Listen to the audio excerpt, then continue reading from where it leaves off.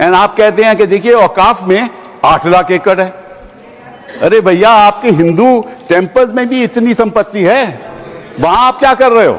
वहां आप क्या कर रहे हो? बाकी स्टेट्स में देखो ना। अच्छा, और ये नहीं कि हर धर्म में सुधार नहीं होना चाहिए, उतार होना चाहिए, मैं आपके साथ सहमत हूं। हिंदू धर्म में भी सुधार लाना चाहिए, लाना चाहिए ना, हिंदू धर्म भी सुधार लाना चाहिए। ऐसा तो नहीं हो सकता। तो जो हमारी सरकार ने किया है वो मुस्लिम भावना के सम्मान के लिए किया है। और जहां तक मैं कहना चाहूंगा, हिंदू समाज के बारे में बात करते हैं, हमारे यहां कोई प्रॉब्लम नहीं है। हमारे यहां कोई ऐसा नहीं कि हज पे कोई गैर मुस्लिम नहीं जा सकता। हमारे देखिए कुंभ में 50 लाख विदेशी आए थे और किसी से नहीं कहा या कन्वर्ट हो जाओ। इसलिए मैं कहना चाहता हूं, हिंदुइज्म की धारणा और बाकी धारणा का जो तुलना करने का प्रयास करते हैं वो बहुत उचित नहीं है। मगर सभापति महोदय, इस वक्त ने कई अद्भुत नजारे दिखाए। इस्लाम में जो काफिर से ज्यादा मुशरिक और शिर्क को बुरा माना गया, नहीं जो भगवान को माने ही नहीं। यहां देखिए वो लेफ्ट के लोग जो कहते हैं धर्म एक अफीम है, वो आज खुदाई खिदमतगार बन के खड़े हो गए। सोचिए कैसा बदलाव आया है। और सर, मुझे एक और चीज नजर आती है। एक पुराना गीत था, वक्त ने किया क्या हसी सितम। तो आज मैं कहना चाहूंगा, वक्त ने किया क्या हसी सितम कि मुस्लिम लीग और शिवसेना मिलके हो गए हम। और मैं कहना चाहता हूं, ये मुस्लिम लीग वो है जिसने सेपरेट इलेक्टोरेट की मांग की थी और इस शिवसेना के उबाटा के हमारे इस सदन के एक सदस्य हैं। और सर, हमारे साथ मुरली जी बैठे हैं। मुरली देवड़ा जी ने मुझे याद दिलाया, मिलिंद देवड़ा जी ने याद दिलाया, उन्होंने कहा एक जमाने में उन्होंने कहा था मुस्लिमों की नागरिकता छीन लेनी चाहिए। इसीलिए मैं कह रहा हूं, वक्त ने किया क्या हसी सितम, ये दोनों मिलके हो गए हम। और सर, मैं इसके बाद एक टेक्निकल बात कहना चाहता हूं। जब इन्होंने टाइम ड्यूरेशन हटा दिया था और बैक में पीछे जा सकते थे, तो मैं पूछना चाहता हूं सर कि जब ब्रिटिश हुकूमत आई तो उसने तो मुगलों सारी हुकूमत ले ली थी, तो उनका मालिकाना हक कैसे हुआ? सर, 1707 के बाद तो इस्लामी हुकूमत दिल्ली से खत्म हो गई थी। एक आखिरी मुगल बादशाह शाह आलम के लिए तो बोला जाता था सल्तनते शाह आलम दे लाल किले ते पालम, यानी आज का IGI एयरपोर्ट। तो साहब, उसके बाद ये गुजरात के सूरत से लेकर लखनऊ तक उनका मालिकाना हक निकलने कहां से लगा? अरे भाई, जब दिल्ली को कैप्चर किया था अंग्रेजों ने तो सारी जमीन अंग्रेजों की थी। तो जब मैं अपने कांग्रेस के मित्रों से पूछना चाहता हूं, ये जब गवर्नमेंट ऑफ इंडिया एक्ट में पावर डीड ट्रांसफर की थी तो पढ़े नहीं थे क्या? या खोखले कागज पर साइन कर लिए थे? या कागज सही था, आप खोखला करने की बात है? मैं पूछना चाहता हूं, जब 250 साल तक वो हुकूमत ही नहीं रही तो उस हुकूमत के फरमान की लेजिटिमेसी कैसे हो सकती है? ये मैं कानूनविदों के लिए भी एक फूड फॉर थॉट रखने की बात करता हूं। और दूसरी बात मैं कहना चाहता हूं, ये किन हुकूमतों की बात कर रहे हैं सभापति महोदय? अगर सूरत नगर निगम पे दावा है मुगल के जमाने का और तमिलनाडु के मंदिर पर अरकाट के नवाब का, सभापति महोदय, ये वो हुकूमतें थी जो जजिया लगाती थी। ये वो हुकूमतें थी जो जिम्मी का कॉन्सेप्ट रखती थी। ये वो हुकूमतें थी जो गाजी की बात करती थी। क्या भारत के संविधान में उन हुकूमतों के फरमान को सही मान्यता देना सही है? बिल्कुल गलत है। मैं कहता हूं, बाबा साहब अंबेडकर के संविधान में यदि आप ऐसी हुकूमतों के फरमान को रखने की कोशिश करते हैं तो this is fraud on constitution. और हमारी सरकार ने अगर बैकडेट से वो बंद किया है तो उस फ्रॉड को रोकने की पूरी व्यवस्था की है। और यहां पर मैं ये भी कहना चाहता हूं सभापति महोदय, जमींदारी उन्मूलन 1948 में हो गया, मगर ये बाद में जमींदार कैसे क्रिएट हो गए?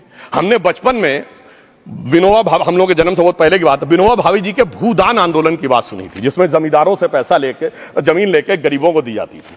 पर सभापति महोदय, कभी आपने सुना कि गरीबों की जमीन जमींदारों को मिल जाए?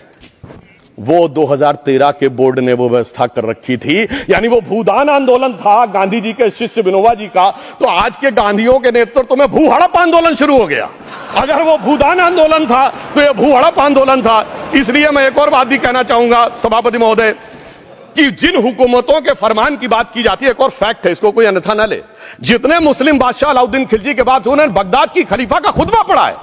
That is a foreign rule, it's on record. कैसे उसको भारत सरकार मान्यता दे सकती है? इसलिए मैं कहना चाहता हूं, जरा सा गौर से देखेंगे तो हकीकत आपके सामने आ जाएगी। और क्या कभी किसी ने कल्पना की, किसी क्रिश्चियन ने तो नहीं कहा कि इंडिया गेट हमारा है, गेटवे ऑफ इंडिया हमारा है, और चर्च नहीं सही फिर भी चर्च गेट हमारा है?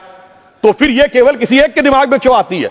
हमने जो इवैक्यू एक्ट के तहत दे दिया था पाकिस्तान के गए लोगों को, क्या हमारे जो सिख और हिंदू भाई आए थे उनकी जमीनें मिली? अरे महाराजा रणजीत सिंह की राजधानी लाहौर थी और काबुल तक था राज, तो क्या उन्होंने जमीनें नहीं दान दी होगी गुरुद्वारे और मंदिरों को? वो मिली।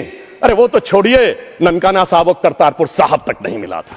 इससे दिखाई पड़ता है कि कितनी एक तरफा हम लोगों ने कोई निगोशिएट ही नहीं किया और उसे करने की बात कही थी। इसलिए मैं कह सकता हूं सर कि अब हमारी सरकार ने जो संशोधन किए हैं, अब यह मजहबी हुकूमत के फरमान से नहीं, बाबा साहब अंबेडकर के संविधान से चलने वाला है।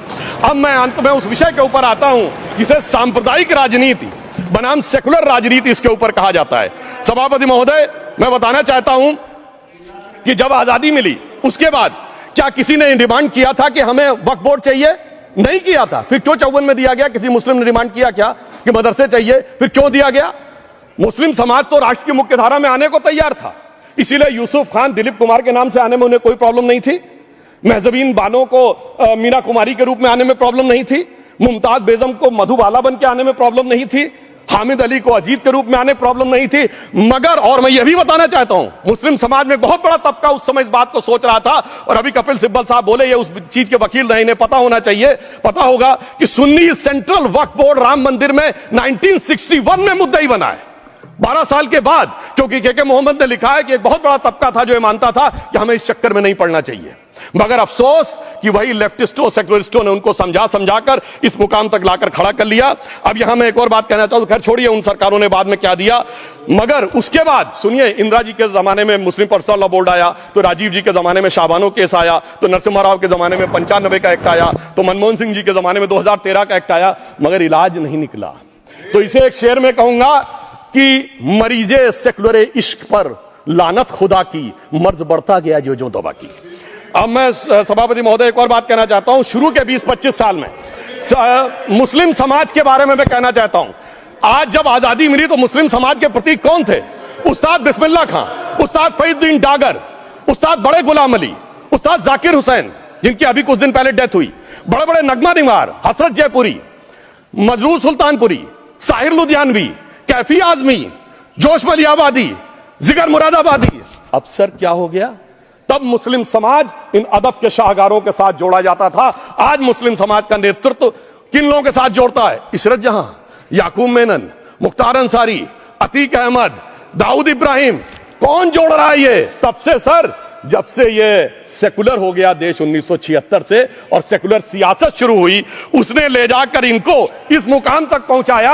और इस वक्फ बोर्ड के बिल में भी जो बात कही जा रही है सर, मुस्लिम समाज को यह समझाया गया कि तुम्हें बीजेपी वालों को तुमसे बड़ी अदावत है, और कहा गया इनको बड़ी मोहब्बत है। जब यह देश आजाद हुआ, मैं उत्तर प्रदेश का रहने वाला हूं, उत्तर प्रदेश में 1931 की सेंसस में 8% रेट ऑफ डेथ थी और सैयद मुसलमानों में 24% थी। यूपी की ब्यूरोक्रेसी में 20% थे। आज कहां चले गए सब? मैं एक लाइन में कहना चाहूंगा, ये अदावत और मोहब्बत की सियासत में ऐसे फंसे कि किसी को किसी की मोहब्बत ने मारा, किसी को किसी की अदावत ने मारा, मगर इस शराफत अली को सेकुलर सियासत ने मारा। और मैं सभापति महोदय एक और बात कहना चाहता हूं